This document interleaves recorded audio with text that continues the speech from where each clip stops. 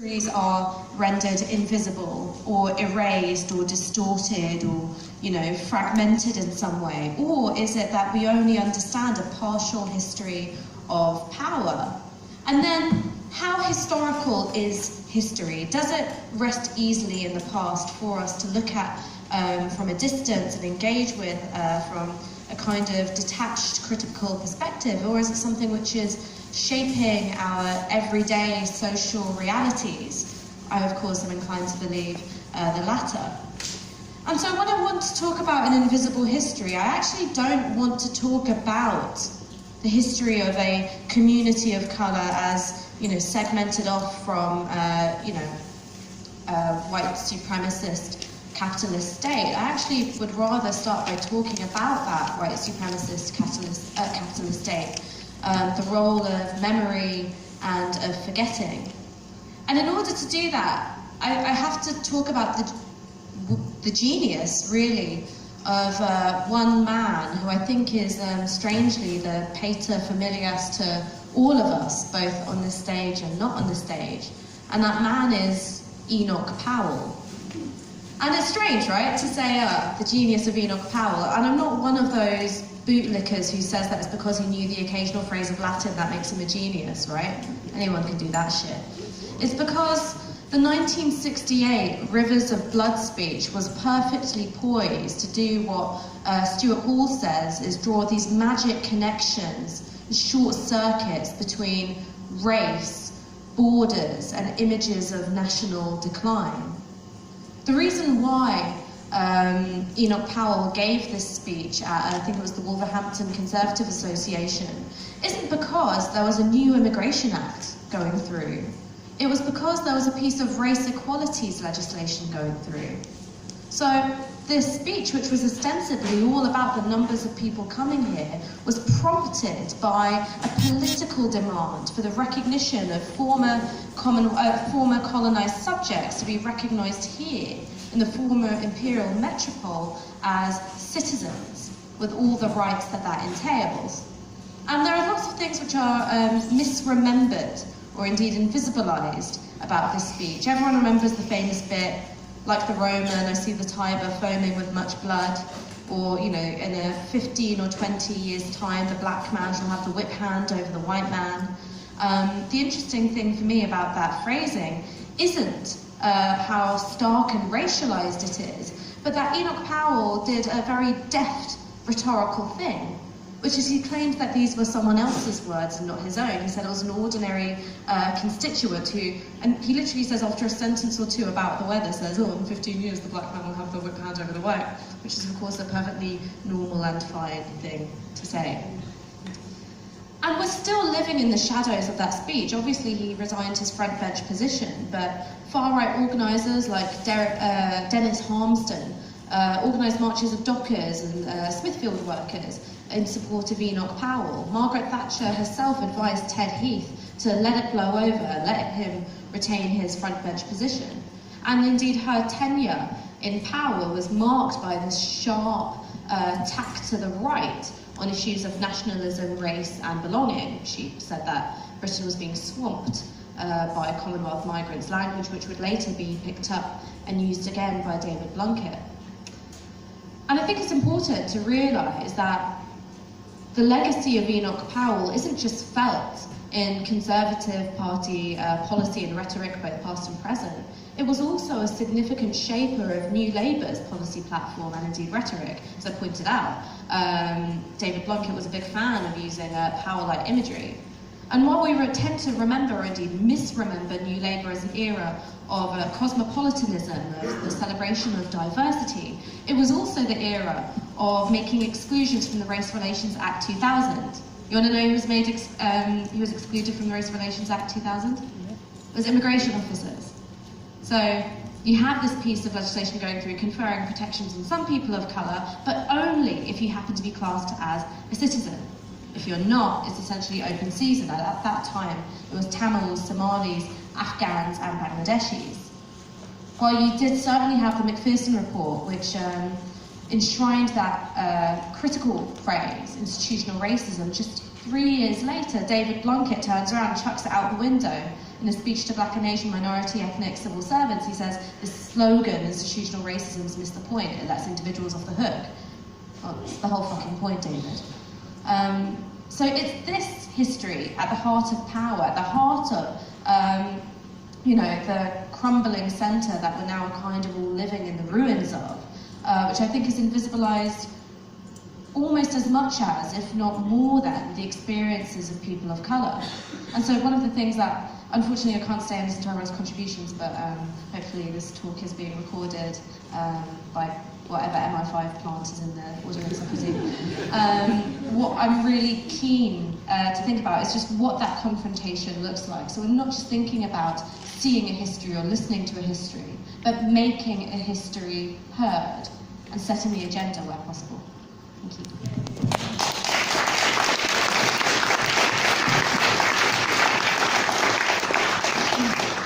Well, making a history heard is perfect key-in for me, so thank you, Ash, for that. I just wanted to say that, because I'm really pleased to be on this panel. I mean, it's just fantastic. And I thought when you said best looking, I thought you meant had a good look in the sense of one of the most exciting intellectual, political.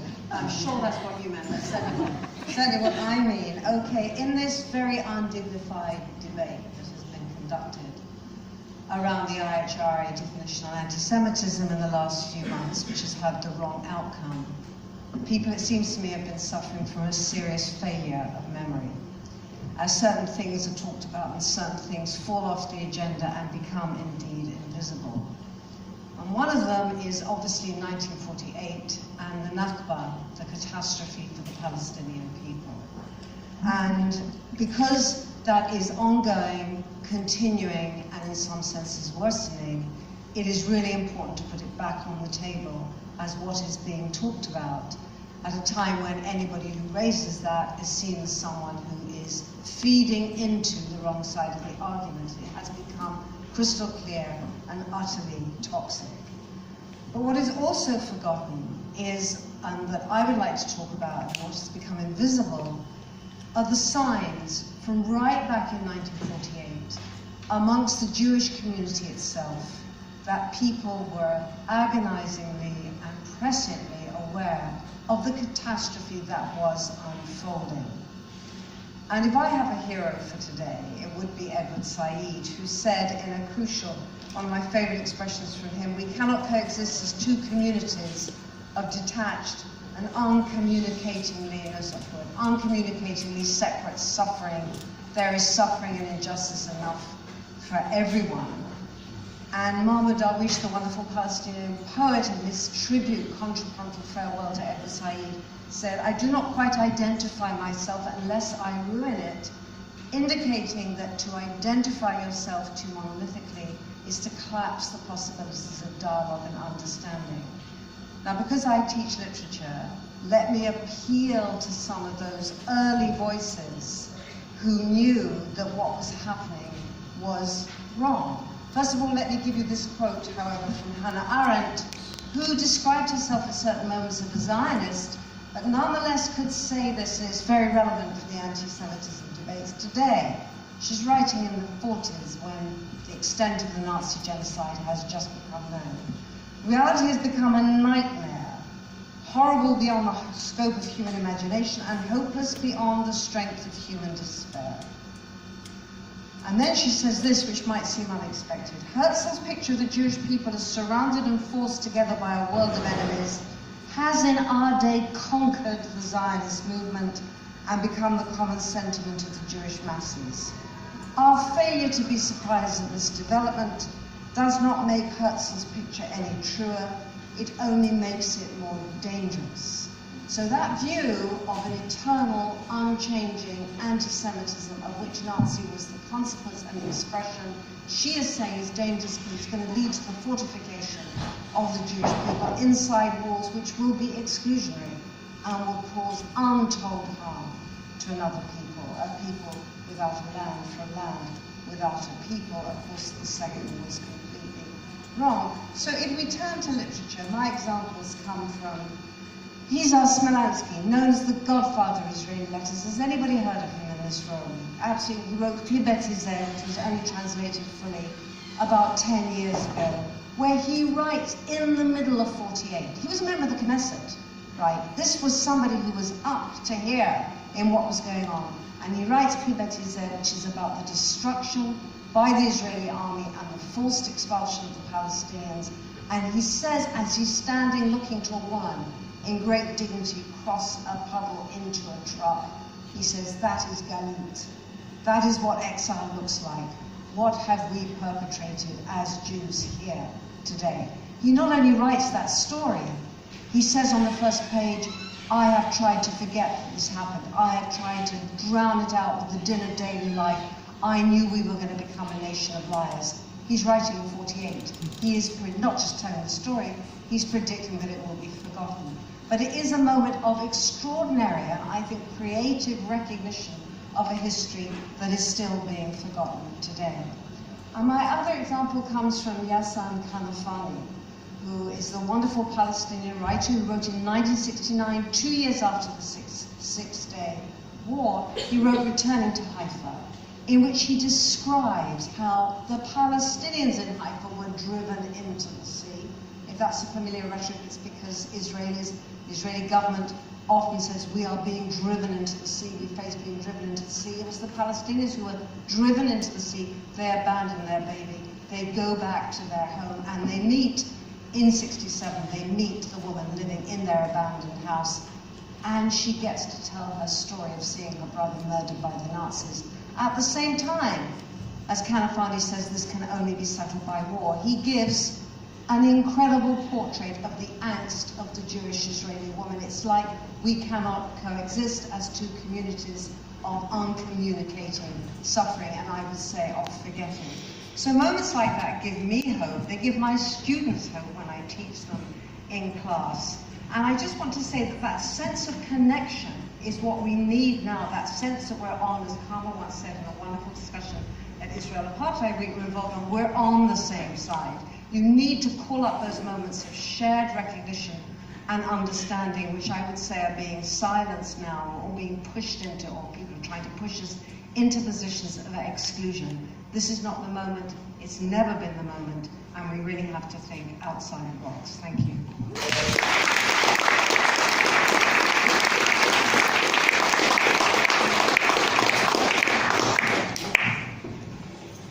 Good afternoon, everyone. I was going to speak a little bit about some of the work that I do with Migrants Organise, where I work as advocacy and campaigns officer.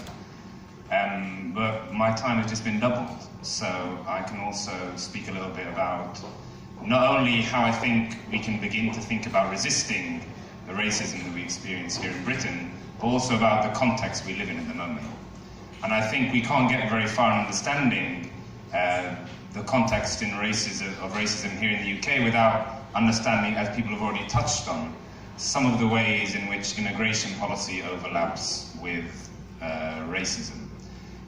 There's been lots of alarm in the media and amongst comrades about the rise of the far right in the United States and across Europe. And each time we have a new government that's elected, it's taken as a sign of the rising forces of the far right across the world. Whilst in the UK, we have many of the same principles and ideas from the far right now embedded quite squarely in our public services. So insofar as it's not, as it is in Charlottesville, bigots in the street with pitchforks and torches, in the UK it's taken on a slightly different form. It may be less frightening for the fact that it's no longer visible in the same way, but it's in terms of the impact it has on migrant communities and black communities is no less nefarious and dangerous. So there's many aspects to this overlapping sets of policies that impact on people in any place they come into contact with the state. So that's the Hostile Environment Policy, which was 2014, Immigration Act in 2016. That's the Prevent legislation, and that in many ways is the latest piece of legislation which the IHRA is connected to, about silencing and marginalising migrant communities. And in particular, I mean, just to give you a quick idea of the mechanics of how this works, if you're someone who's undocumented, every single place you come into contact with the state, that's the hospital, you go for healthcare, that's sending your kids to school, that's trying to rent a house, that's trying to get employment. Anywhere you go, public servants and individuals in their private capacity are tasked with asking you what your immigration status is. And I think Karma put this very well in an article on Prevent, which was, this is essentially turning everyone in their capacity as individual citizens or employees into an auxiliary militia of people who are now being taught about what IDs people ought to have, what different immigration statuses people can and cannot receive public services under. And most terrifyingly, this is taking place in our National Health Service. And if you speak to doctors and nurses, there is quite an epic tragedy that's unfolding, of which Albert Thompson was one example, but in every trust, in every hospital across the country, this is happening. People being forced into a role they do not want to play. And I think the point that this brings home to us is that whilst we're talking about building an anti-racist movement here, we have to understand that many more people, despite maybe not knowing anything about this, are suddenly involved in this. So we have now a very large number of people to whom this message, to whom the struggle against racism is a very relevant part of their daily life, because they're being asked to do the opposite. And so in building resistance and building a way of dismantling, we have to think of how we connect and work with a very much larger constituency of people. In the work that I do at Migrants Organise, one of the things that happened when New Labour came in is they spent a significant amount of money contributing to a lot of the migrant organisations working in different communities around the country. That work the money they committed to that had the effect of bringing many of the organisations in British history who had a very radical lineage and a very radical past into a framework of service provision. And one of the things that we do at Migrants Organise is try and think about all those organisations, how we can return to community organising, how we can build power, and how we can build broader resistance to the government policies. Because as we've seen, the moment we take a step back from this, the policies around migration have got worse and worse and worse and worse over many years, to the point where we are the worst country in Europe in terms of the policies we have in place. One of the ways in which this is done, and there'll be many people in the audience who've done various aspects of community organising models, is to look at how you challenge, not from moving away from charity towards justice, how you talk about broad-based, inclusive models of organising. And then when I came to the UK, and when I started work in this sector, it was quite fresh-faced, because I came from Palestine with my own understanding of history and my own understanding of how people do organising, and found that many of the ways it was being introduced in the UK was talking about a brand new, fascinating model called community organising that no one had ever heard about before. And that we had to take the models of how to engage in this from America, from other places in the world, from a set of literature and a tradition which has much to offer, but elides our own tradition and our own ways of working, which is the British Labour tradition, but also I came to learn the many traditions that all the migrant refugees who come to this country bring with them. So I think so it's the invisible history, the invisible racism is hostile environment, all the ways in which the racism and discrimination is marginalised, but it's also the way in which our history is marginalised and our history is forgotten. So some of the trainings we would do at work, I would begin to speak to other people in the office, other people we work with, and they'd say, well, when I was training, I came from the Eritrean movement in the 70s, or I came from one of the many various anti-colonial movements they would participate in and be part of. So the question I think we have for ourselves today is, what do we need to do to reclaim that? And so yesterday we had a set of videos about the anti-colonial movement at the World Transformed event on internationalism. And one of the points in the evening that was very salient was not that we have to take a trip down memory lane for the fun of it, although I find it fun, but rather we need to go back somewhere to retrieve a set of practices and ideas that are very relevant for the struggles that we have today. And I think the minute we look back, we see that actually much has come before us. Much has come before us in terms of what people have done in this country against racism, and against discrimination, but also what's been brought from other areas of the world. And in many of the migrant communities in which we work, this is actually spoken about with as a matter of course. So again, to give an example, the Eritrean community, they often hold exhibitions, video screenings, ways of passing on that tradition to the next generation, because it's been located in a place where a set of concepts, a set of ideas, and a set of practices have not necessarily been transferred to the younger generation of organisers today, and yet the ideas that they bring are very much of relevance. So I think we need to think about, when we're talking about migrants, refugees, when we're talking about our communities here, we talk about the social integration, we talk about English, we talk about many ways in which people need. What about the political integration? And in that respect, we have much to learn. And I think that journey and the humility to begin to understand what are those practices, what are those ways of working that we need to uncover, and how can we, especially on the wellbeing movement in the UK that's in momentum, and in the Labour Party that's to be broad and inclusive of everyone, how do we make sure that that includes people as political agents as well? And I think that's the task which I present but do not offer a solution to in my short contribution. Thank you.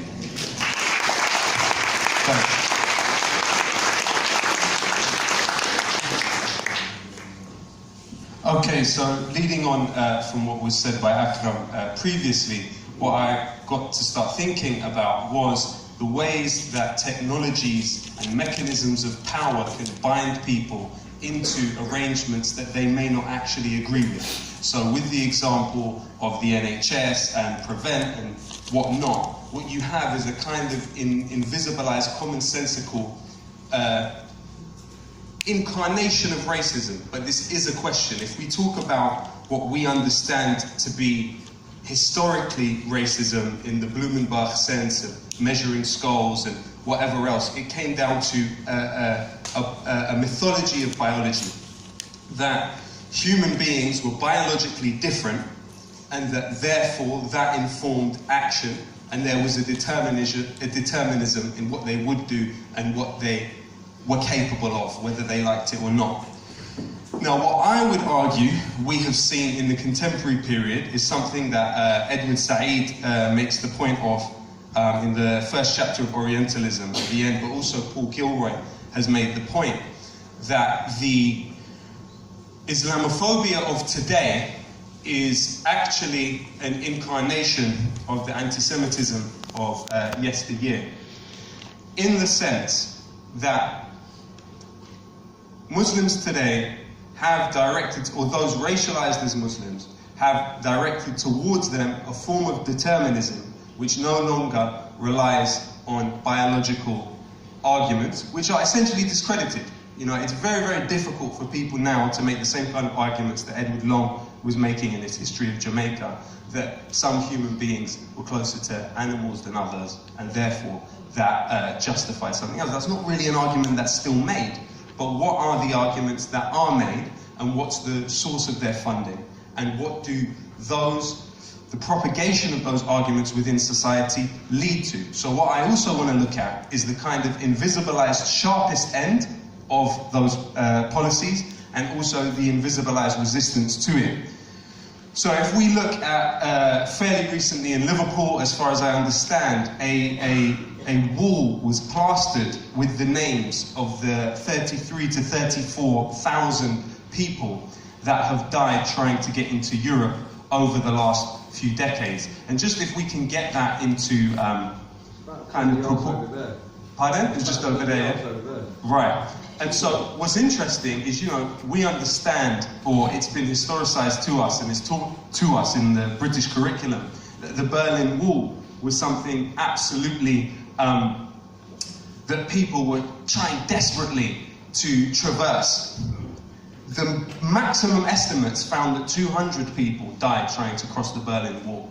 But what we have is an invisible apartheid wall drawn by Frontex, who, as journalists who have actually sat in the Frontex stations, have heard the talk is of protecting Europe from an external enemy.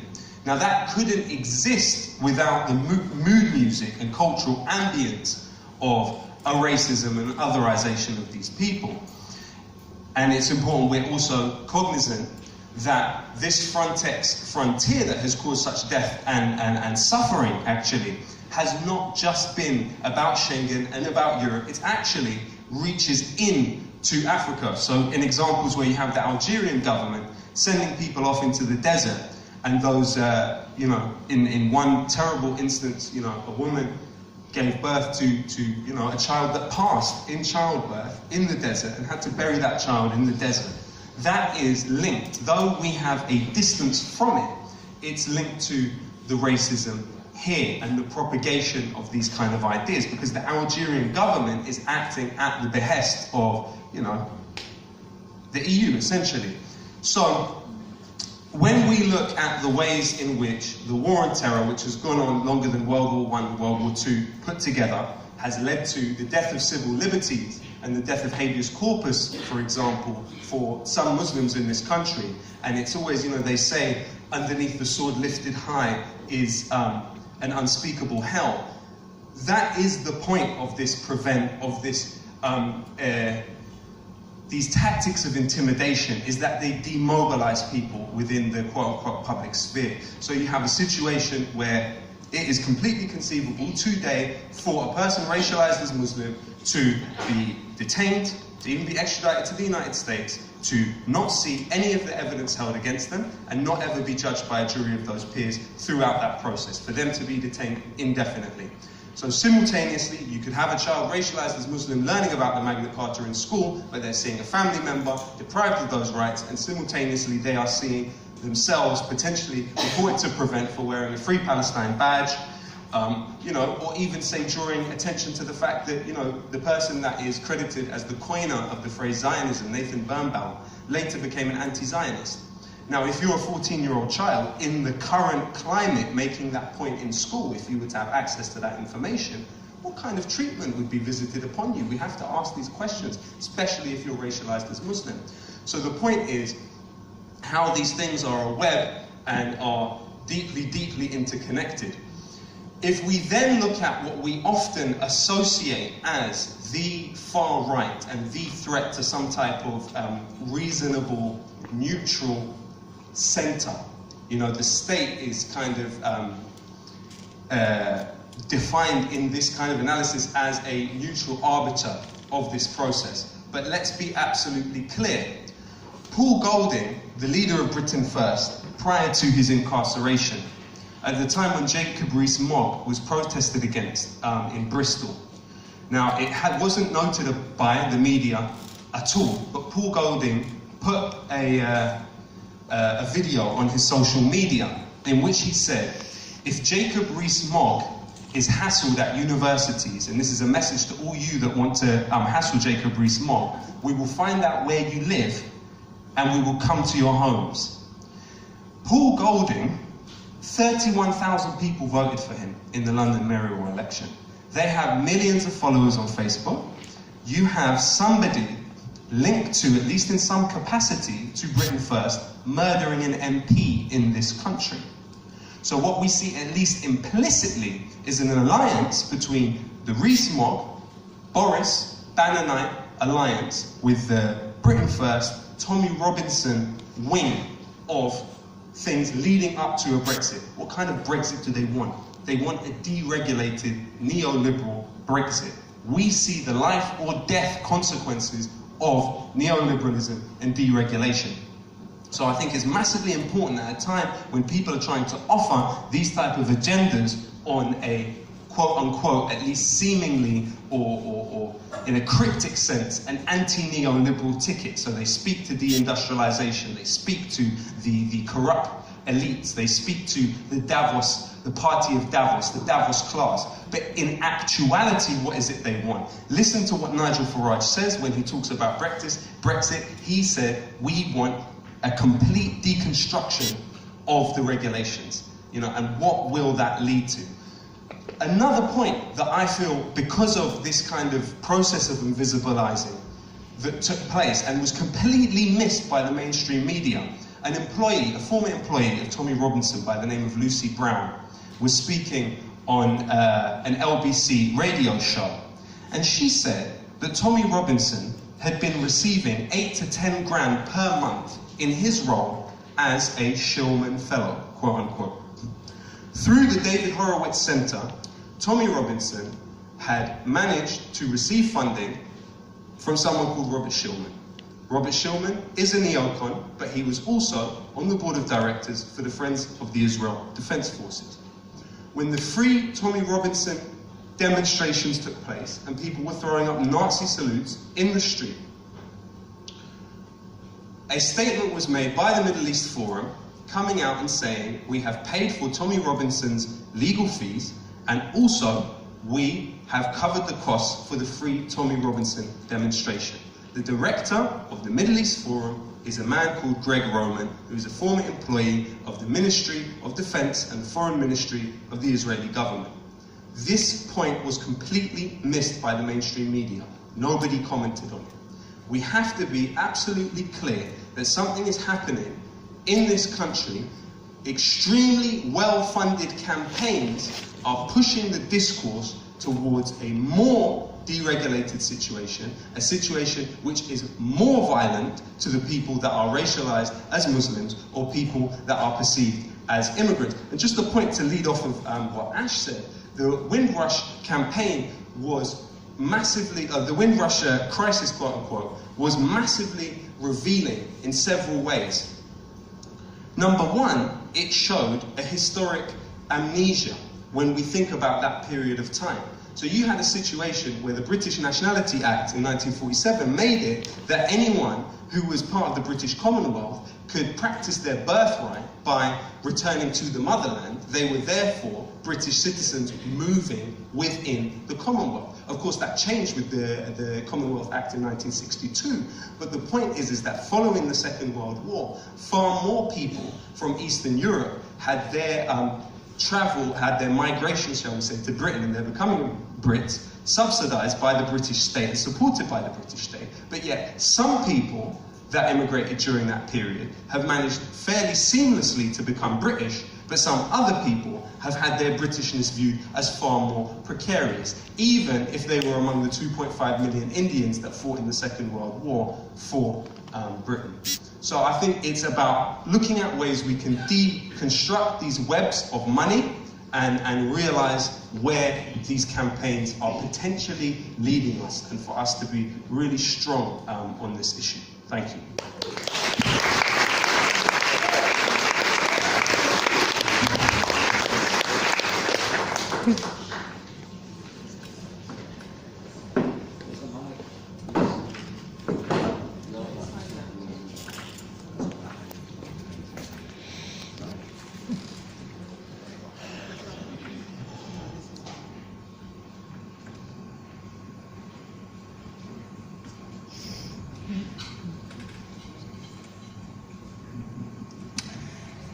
I want to start by reading an extract from a short story by one of our comrades, Mehmet Aksoy, who was killed in Raqqa a year ago. And he said, so imagine a small, dark classroom. Imagine rain pattering slowly against a thin window pane and onto the desks. Imagine a 7-year-old boy being held up by his ear, tears gathering melodiously in his eyes. Imagine a class of 50 children.